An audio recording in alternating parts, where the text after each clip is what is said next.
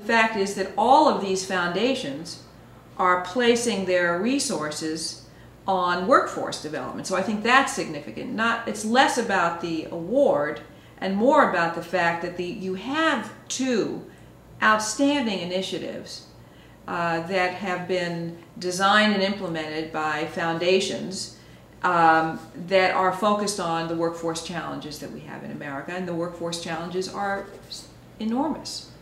We have somewhere in the neighborhood of 80 million adults in the workforce right now that fear for their future because they don't see how they can gain the skills to be valuable in the 21st century economy. And you have employers that are held back by virtue of the fact that they can't find workers with the kinds of skills that can propel their businesses forward. And ultimately, it's a problem for the competitiveness of the nation. We are falling behind.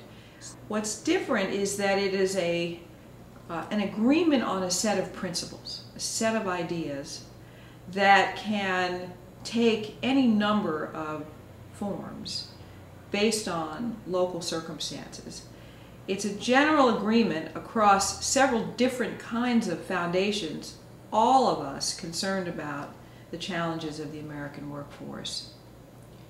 But it is not about a particular program design that we hope will spread.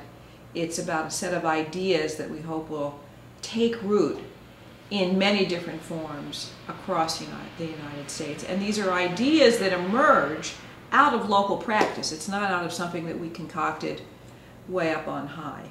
So what we've tried to create here is something that has real value for employers, so that a portion of the $120, $130 billion that employers invest in talent might shift to these kinds of practices, dedicated to building the skills and enhancing the talent of their lower skilled workers. Lower skilled workers make up a substantial portion of their workforce.